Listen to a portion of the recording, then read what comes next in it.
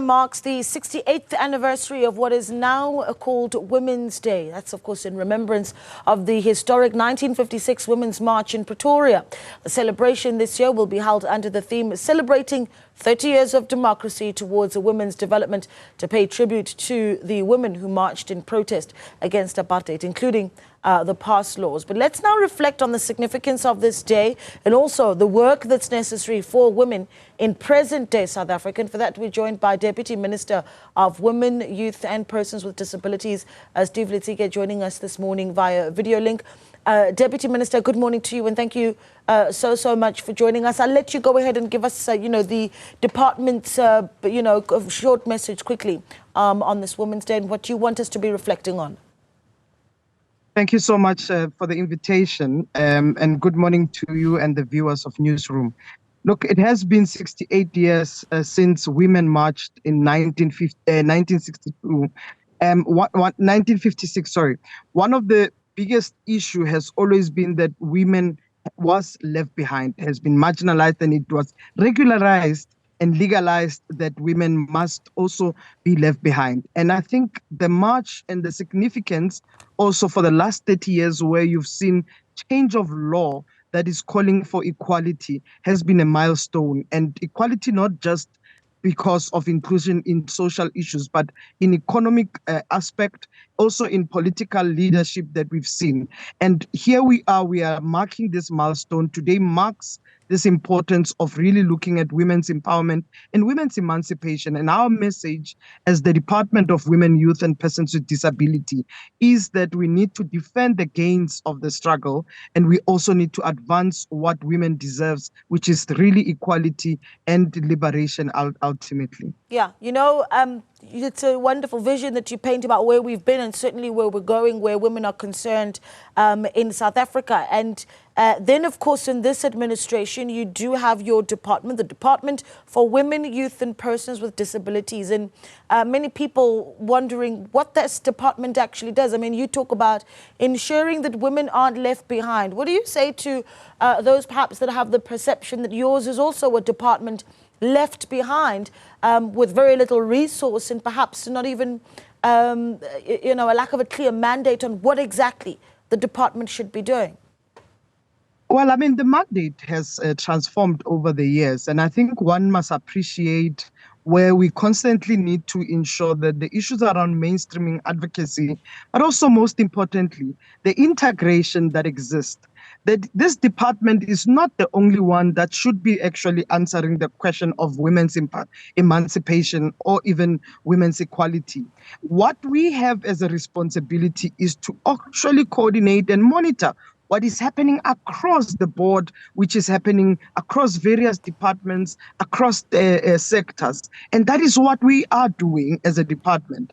Indeed, of course, the issue of whether the department has been sufficiently and adequately being resourced is one thing that we are taking forward. The minister has passionately spoken about it.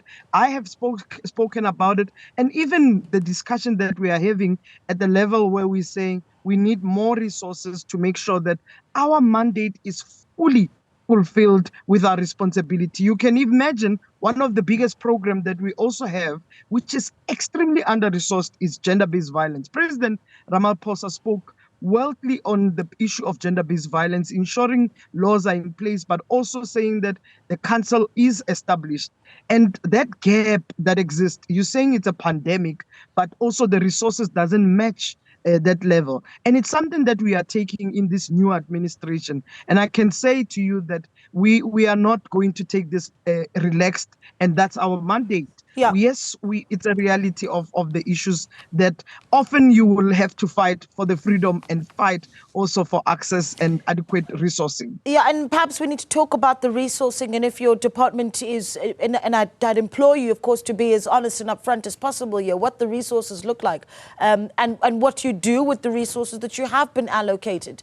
I've got the website of the department open in front of me, and I'm trying to see, You know, even just in press releases and communications coming from the department, I see, you know, just on the 25th of July, a 6 million rand donation to a school. But then it's a lot of press releases that are condemning acts of violence against women. And one wonders, so after the condemnation has happened, what does the department do to step in? So what are the programs that the department is working on at the moment, or is there a shortage thereof?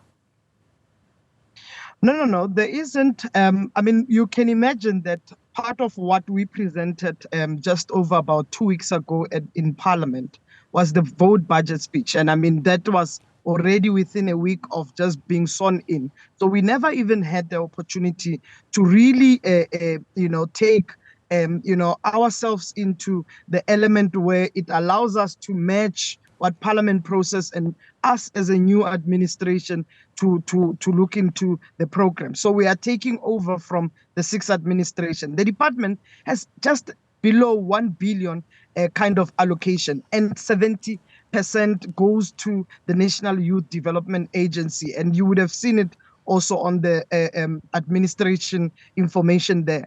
And then you also take 10% out, you transfer it to the CGE, which is the Commission for Gender Equality, as a Chapter 9 institution. So the department does not really have resources, because the large part of 20% that remains has to take care of human resource, has to take care of office administrative overheads, and you have very little resources that really can establish programs. And it is why we immediately with the minister have agreed that we are writing and we are busy doing what we call an investment case, which we are taking into the discussions with National Treasury and as well as to the president, to say that we cannot do this and fulfill our mandate if we are under-resourced. So that is the big part of it. And indeed, what you are left to do in terms of advocating, which is mandate number one, you can continue to advocate, you can continue to look at other aspects of work, even in the limitation,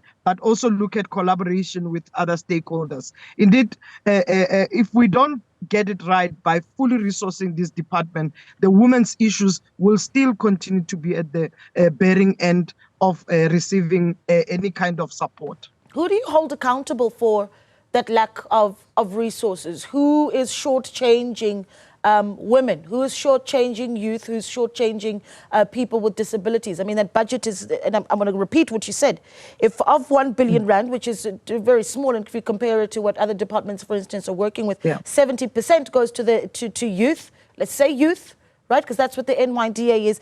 10% going to work done for gender equality. Only 10%. That's really, really small. The rest of it going to your staffing. So who do you hold accountable for not taking women and youth seriously enough to give them the resources to deal with the imbalances that you have? I mean, that mandate that you've been given is what? I want to read it out.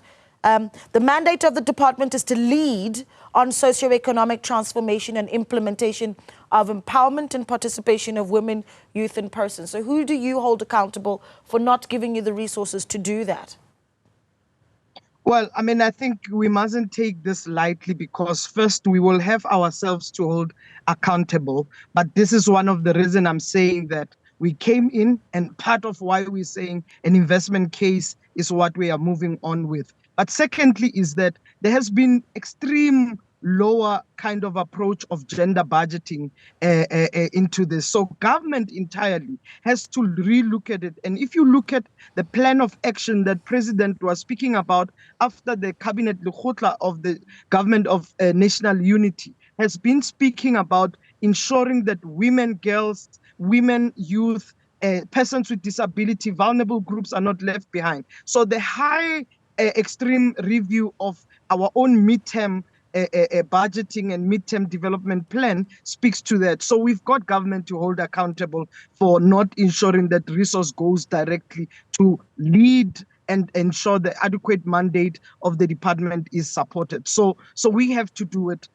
You cannot speak about anyone else but ourselves. And how will you do it? How will you ensure that you you have more resources. I mean, let's talk about the targets that you've set for yourself, right? Where you say, okay, for the Commission for Gender Equality to operate and to ensure that there's enough advocacy and certainly resources even for women where gender-based violence is concerned, requires resources trickling down into these various entities.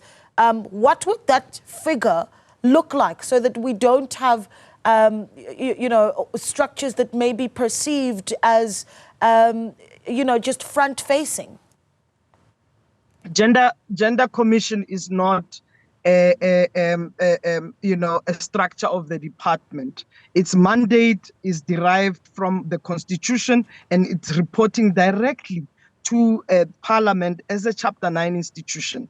And our mandate is to make sure that Gender Commission is supported, and it is why it fulfills our own responsibility. But it is important for us to realize that, you know, it's not just a structure, you know, as a Chapter 9 institution. Its mandate, it needs to be fulfilled, and ours is to also keep it abreast in line with our own mandate of ensuring that no one is violated, because we see continuous violation of women. So ensuring that reports are done, ensuring that monitoring is done, but also ensuring that we actually put out the latest information. And it's also collaboration with civil society partners. Just a few days ago, Gender Links, which is a civil society organization, revealed a report about the kind of a drop in Parliament of women's representation. And you already have to take it out to parties that sit in Parliament to show them to an extent on how we are dropping on gender equality, so that there can be that change. Unfortunately, when it comes to women's issues, we constantly have to push as women. We constantly have to ensure that we are present. We also claim our space, but also we have to renegotiate even in patriarchy. Patriarchy is not sleeping and it's not relaxed. And we also, as women, have to be on guard around how we challenge those inequalities. Yeah, I think we can all agree that you have quite the job on you, Deputy Minister, but we really do appreciate your time. Thank you so much for speaking to us. Deputy Minister there for the Department for Women, Children and Persons with Disabilities, speaking to us about resources given to this department as we celebrate Women's Day and set ourselves targets to keep women safe, to give them equal opportunity and to also transform their lives. But the department saying they're only given 1 billion rand to do so, not just for women, for persons with disabilities and for youth. Share your thoughts with us at Newzroom 405.